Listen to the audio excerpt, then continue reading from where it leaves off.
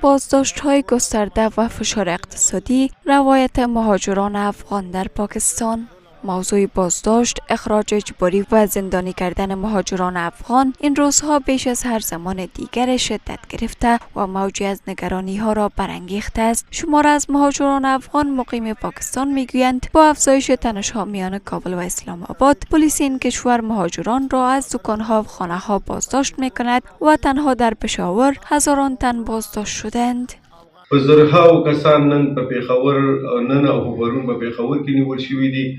دا هغه مجبوره کورونه دي چې په د سبای ډوډۍ نه لري، نور مشکلات ترانسپورت لري. فعالان مهاجران نسبت به افزایش فشارها بر جامعه مهاجر در پاکستان هشدار می‌دهند.